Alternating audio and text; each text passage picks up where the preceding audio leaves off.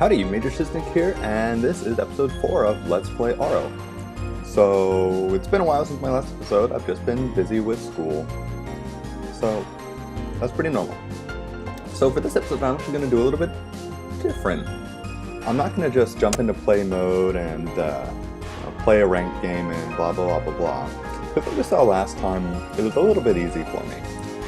Plus, I think I've sort of missed some opportunities to show newer players what lower difficulty gameplay looks like. Because I remember when I first started playing this game, I was just a real mess.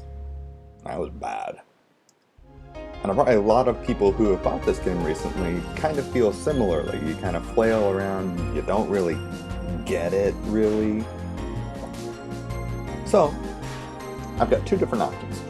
One is I can take the placement test. The placement test sort of, I don't know exactly how it works these days, but I think the placement test, it's like the first level is normal difficulty or something, or maybe easy.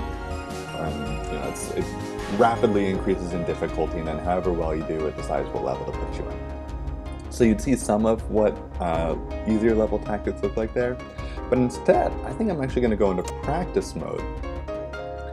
And what I'll be able to do in practice mode is you can select your difficulty mode. And the really fun thing is madness here at the end. Oh, madness. We'll get there. So I think what I'll do is I'll do an easy game, be real fast. I'll do a hard practice game, which would be about normal length. That's what I've been playing on for the most part in these videos. And then I'll do a game or two in madness, which is just, it's a great mode. It really is. All right, so let's start in easy mode. Alright, easy mode is great, and there's one particular reason why easy mode is great. Occasionally, I'll play easy mode just for this great thing that only it has. Right? And it's these guys right here. Look at him. It's not weird and white with these creepy red albino eyes. My apologies to any albinos watching this video. Albino humans are not creepy, but albino rats are a little bit creepy for me. These guys, they have some soul. They have kindness.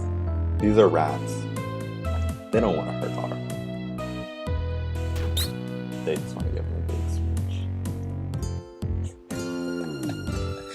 smooch. I hope I'm not the only person who super loves that. I think I'm a little weird for liking that as much as I do, but oh man. Oh man. Like, look, I can just push this slime here. I can push this jelly. And this rat won't hurt me. That's not what he's here for. He just wants to give me a little peck on the cheek. Now, the unfortunate part is you really are supposed to kill him.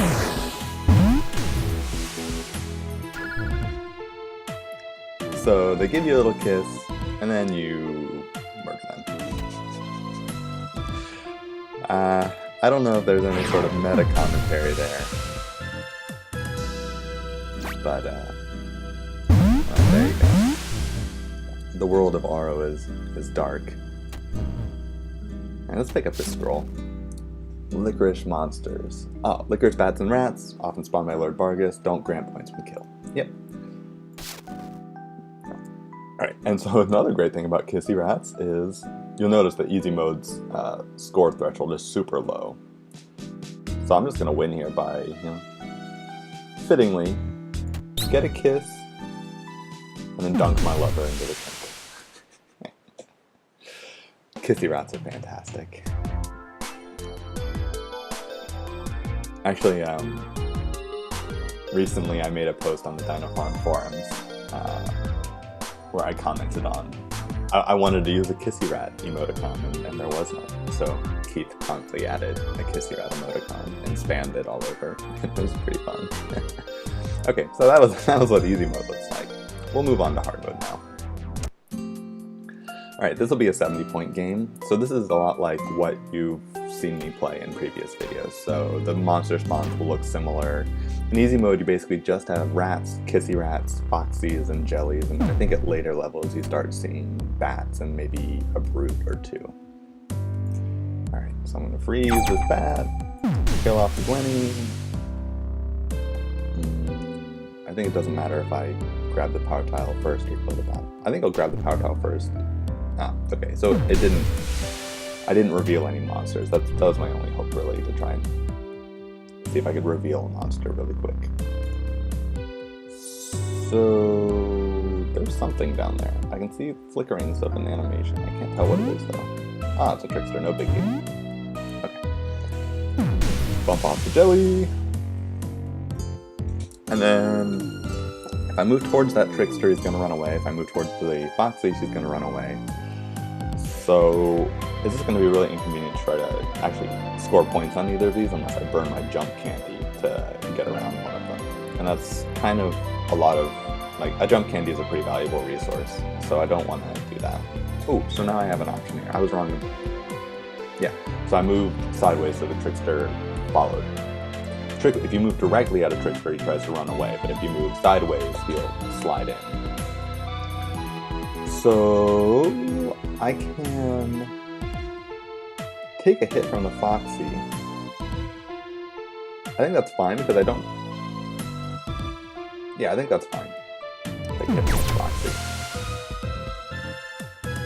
And now I decide, do I want to progress immediately eastward or do I want to jump up northeast first? It all depends on what I'm going to do with this troggle. So I think, so if I move, either way I move, he's just going to wake up. He's not actually going to do anything. So I think I want to do this.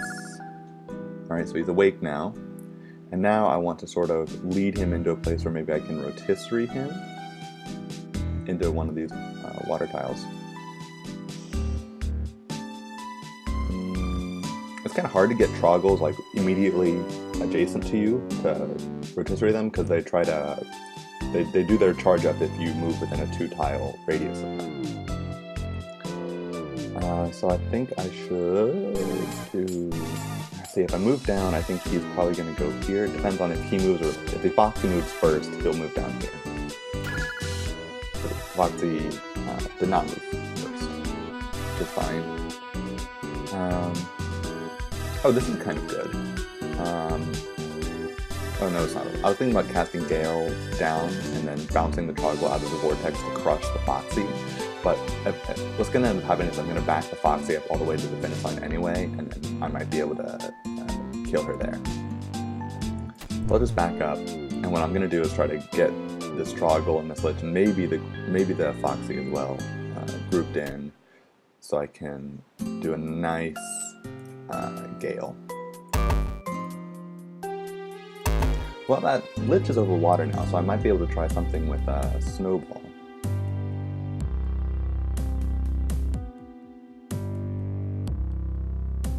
Let me think.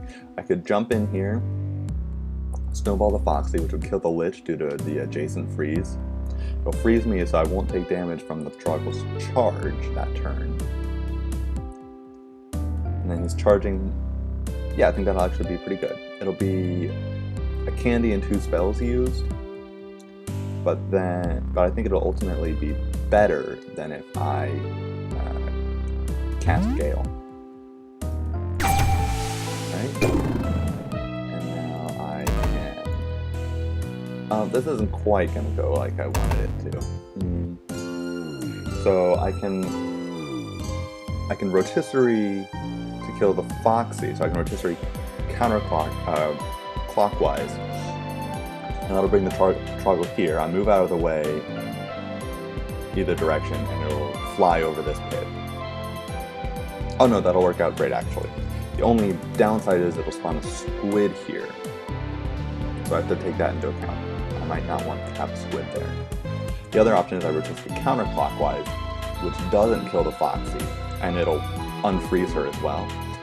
And then no matter what I do on the next turn, the troggle will charge into this water tile. So actually, I like the first one better, even though it makes a squid. Oh wow, I'm totally wrong. uh, that's fine. Actually, I'm gonna blow Gale. Let me think. Let me think. I kind of want to blow Gale just to kill this squid. I think that'll be worth it. Yeah, because now what I do is I have this corridor here, and these little corridor type features can be super useful for bottlenecking monsters and killing them, especially when there's a flame there. So this cursed kid should be awake, but he's not awake for reasons unknown to me. Maybe he's just a sleepy kid. So I could use this chance to just move forward, but that might not even be the best thing. Because I don't have any spells right now. No, this is totally the best thing right now. Because I'll take a hit from the cursed kid, but it doesn't even matter. Because it's just one hit. And it's more important that I get him dead. Now this is pretty awkward because I don't have a nice way to get around this rat. I'll do this though. Oh, do I jump or do I use Snowball? I think I'll want to use Snowball to kill the Vargas up there, so I'm going to use jump for now. Oh, that didn't actually go as planned because I don't... Maybe the Snowball would have been better. Because right now I don't have a good way to get in position on this Vargas. He's just sort of hanging out in the corner there. But that's okay, I scored 28 points this floor. And the score goal is only 70. So I'm just going to not even care about the Vargas. Alright, next floor. Trickster and Gwenny in sight. Oh, by the way, I guess this isn't something I really mentioned, but the Gwennies are not just reskins of Foxies. In the lore of the game, they're both part of the same organization, which is like monsters against the mistreatment of, I don't know, something. It's whatever MAMA is, you know, it's whatever that abbreviates.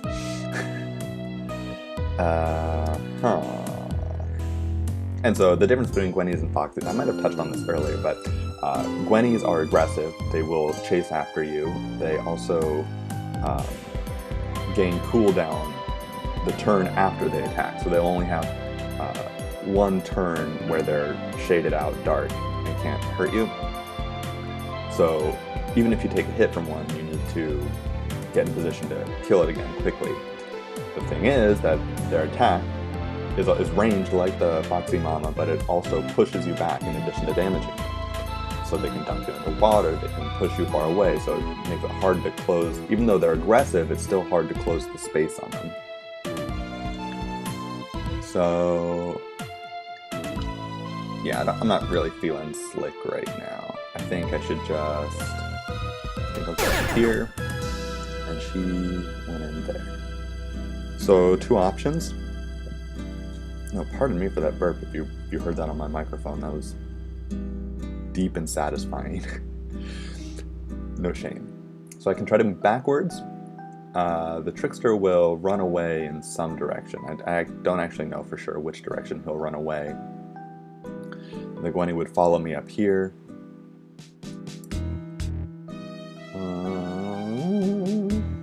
There's the glitch off in the distance there, which I don't like one bit. Yeah, I'm actually going to try to keep her alive just a little bit so I can combo. Yeah, I think this will work out okay, actually. So what I'll do is I'll cast Gale northwest, kill the Gwenny, kill the rat, and the Lich should end up right here in position to take care of him. Okay, so he got stuck behind the rat, but that's fine. Oh no, this is just a tiny bit awkward. Normally I would just move here, let the Trickster swap places with me, and then dunk him into the tile. But there's a vortex there, so if I push him, he'll fly over the water tile and end up here, I believe. So that's actually not so good. I could jump in position and then kill him, and I've got lots of power tiles to recharge. Sounds pretty good.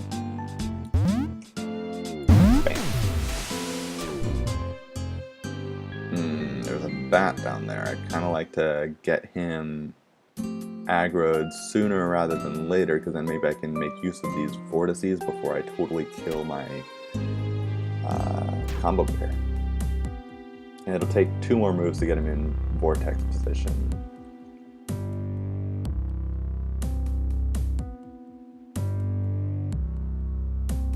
Maybe I can just carry on forward and maybe he'll just naturally end up in a place that's good.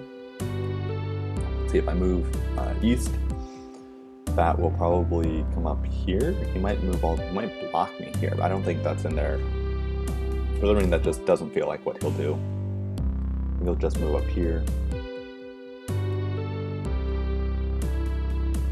I think I'll do it like this. And now... Okay. So the advantage of doing that was I keep moving forward. I don't backtrack and waste turns on my combo meter. The cost of that is I burn rotisserie to just kill a single monster. I can live with that though.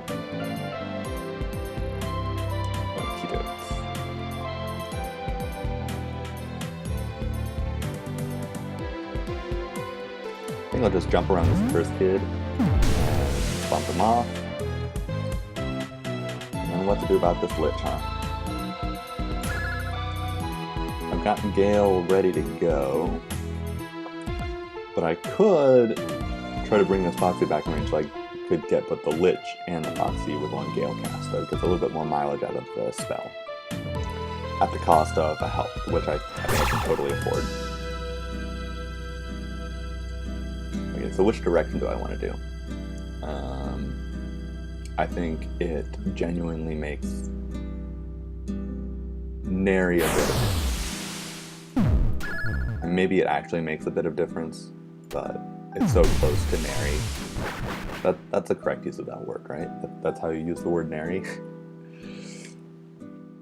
We're gonna say yes. That's how you use the word nary. And then let's see, a couple options here. I could burn both Rotisserie and Snowball to kill Vargas for 4 points. Ooh, maybe I would only get 3 points because after I spend the turn to unfreeze, I'd be down to 3 points. It's gonna be a 7-point kill. You know what? Let's just do it. I'm feeling pretty cavalier. Yeah, so I did only get 3 points for it, but now I have a little bit more. I'm less likely to go down into Suckyville 1-point territory, which is not really. I mean, I'm gonna win this board anyway because I'm doing pretty well. Oops, I was in this book. I wanted to go northwest so I can kill off the rat. It's okay, I'll still be able to do that, just I'll get fewer points for it. So I was saying that I didn't really want to go to 1-point bill, even at the cost of using 2 spells. And I can get away with that because I know there are always power tiles near the beginning of levels. Alright, so now I'm in this awkward position where I need to just kill anything and it doesn't matter how. Just need to kill something. Let's do it wildly. Let's be wild and crazy. Cast Gale. Do that. I could have used Rotisserie to get the sexier double kill, but who cares? There are no style points in Auro. I mean, there are style points in the sense that if you're playing boring, you just won't meet your score goal before you get to the difficult boards.